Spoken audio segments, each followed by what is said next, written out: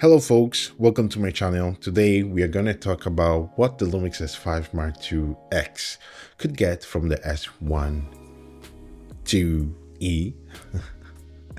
And yeah, well, the first point that I think it could get is basically a firmware update for the new color science that basically LUMIX is delivering in the newest cameras, right? And why I think that could be actually possible, it's because of like Blackmagic has done it in the past, right? Where they just firmware updated the whole lineup of camera to just improve, the color science. And I think that could be possible. I don't think, or they might not do it just to keep, the different lineup separated. But that would be cool if they actually gave that possibility and they actually deliver it. So in my opinion, that could be a really, really good way to continue forward so that it will be even easier to match from camera to camera. But will they do it? I doubt it, but it could be done, I guess. I'm not an engineer, and many of the things I'm saying it because I've seen other companies doing it. So I know that it's not impossible. It's possible, but then it's up to the company if they really want to do it. The second point is the booting time. So the starting time. The S9 Mark II, when was it released? Never. Yeah, the S9 has it in the latest firmware update. Basically, that was the major feature they released. Not many people talked about it, but there is an improvement in the booting time. I saw a couple of videos, and that is what I hope we will have with the S5IIX and the S5 Mark II, because it has a really slow booting time, which many times it will just cost you to lose settle footages or settle moments. And that's the reason why I usually, if I rig it with a V mount. So I just let it on as much as I can and as much as the V mount can handle it, because this camera doesn't overheat, so I don't worry about it. But of course the battery gets drained, and that is the downside. But the booting time, if you are doing a wedding, you're doing a documentary work or something like that, and you don't have the time, to like just like turn on the camera and wait before actually pressing start the record button, you're gonna lose something in between that. So I really hope this feature comes in. One feature that I'm almost sure we will not receive, but we could receive, is the cinescope 4K 60 mode. Why I think we could receive it is because this is not an AI dependent. It's not.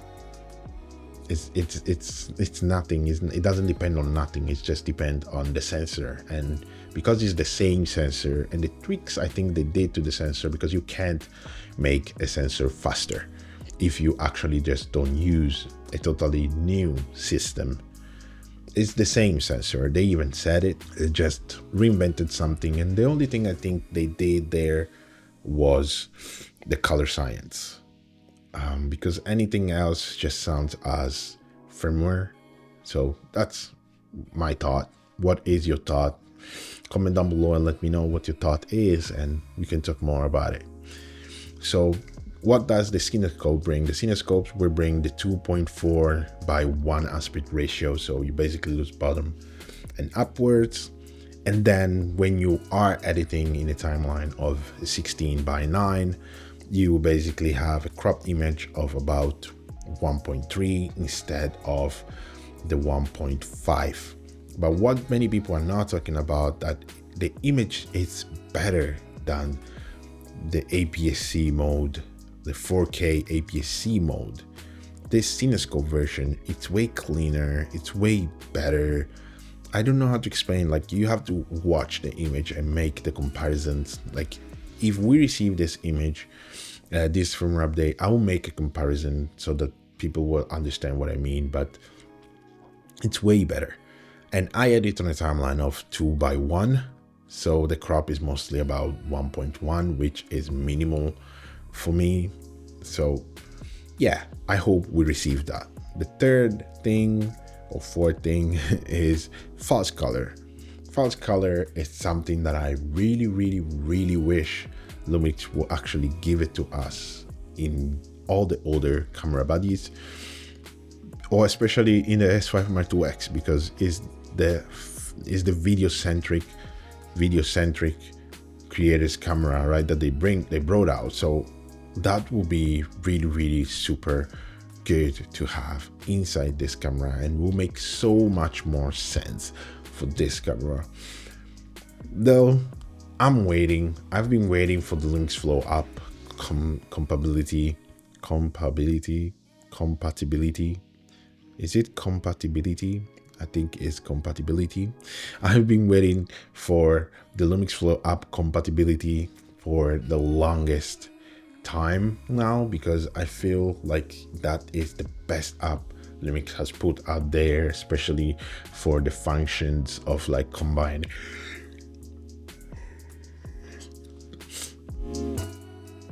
Sorry, I had a long ass day. So I'm sitting here and recording this. I'm super tired, but we gotta keep going, right? We gotta bring this channel where it deserves to go. But yeah, so I've been waiting for it because it's so good, because of the fact that you can literally organize your footage that you're shooting camera even before you will bring it to your desktop and start working on it. So that is a super cool app that I will talk more about in the future when there will be the possibility, or I don't know if I will get the S1 Mark II. I'm planning to, for Christmas, as a Christmas present for myself, or my birthday is a month later, so kind of do a combination between my birthday and Christmas gift together. But let's see how that will go, because that will be a dream, because the S1 II it's sweet. It's a sweet camera and I want it so bad, and I will get it. In one way or another, I will get it. I just don't know if I want to spend 3,600 euros as for now in a new camera, especially if my partner will allow me to do that, because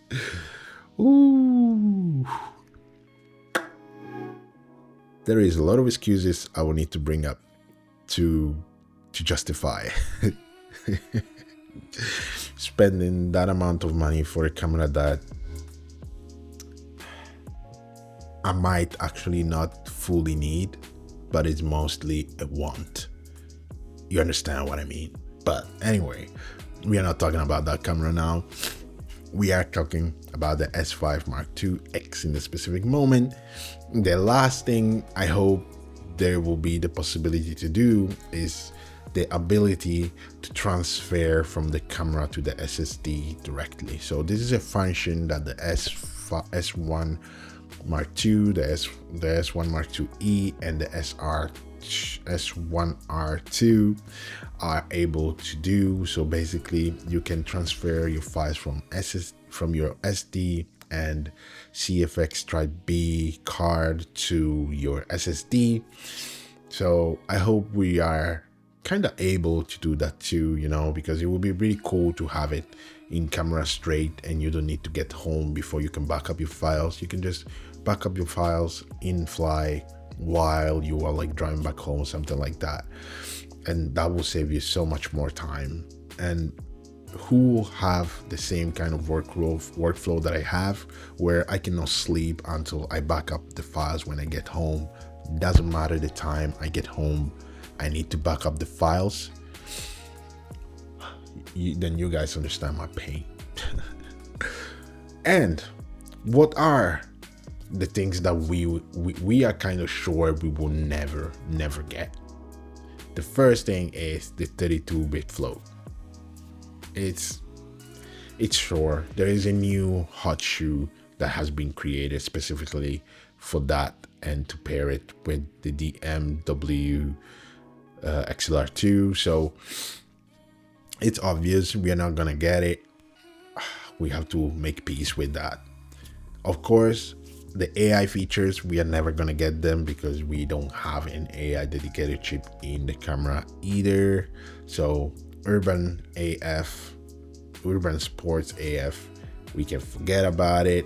The cropless mode, it's something that I think we will never get in the S5 Mark II X, especially because this cropless mode is enabled because of the dual IS2, so the newest IBIS system that LUMIX has created, which in the S5 Mark II X's or X5 Mark II's cameras, we have the older versions. So yeah, that is pretty much it. And then the body, the body that the S1 Mark IIe has, obviously we will never get it, but hey, that's the reason why the S1IIE exists, right? So these are kind of the things that I hope we will get. And if you have even more wishes that you hope like the S5 Mark II's cameras should actually get, leave them down below in the comment. I have no clue if LUMIX will watch this video at all. I talk maybe a couple of times on Instagram with LUMIX, but with whoever is behind the LUMIX account. I know that it's not Sean because it's not the LUMIX US account, it's just the LUMIX normal account. So I have no clue who is behind that channel. But yeah, in the future, I really hope I can get to work with LUMIX because it will be really sweet.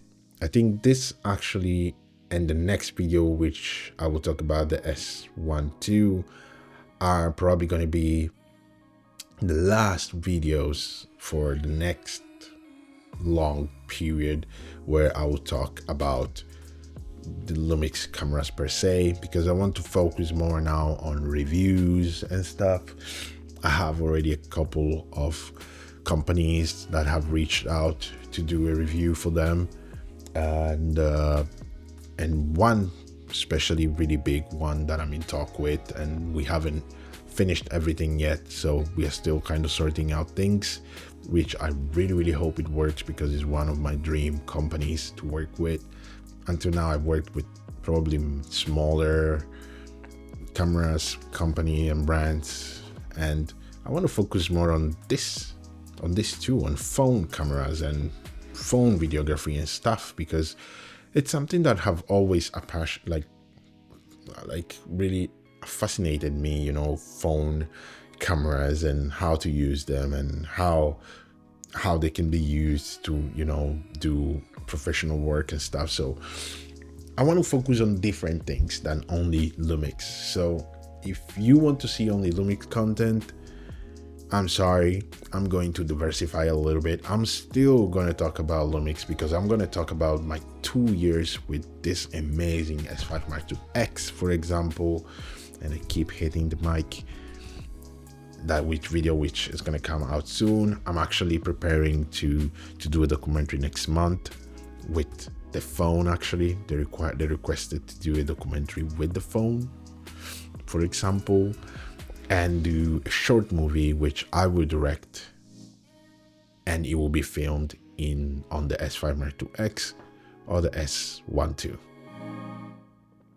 Who knows? We will see. But hey guys, thank you for staying here, and thank you for always supporting me, and I really hope you guys will continue following the journey. And please comment, consider subscribing, because that means a lot, and it's free. If you don't want to hear me blubbering every time, just don't follow and put the times down. But I will really appreciate it if you could follow me and follow my journey.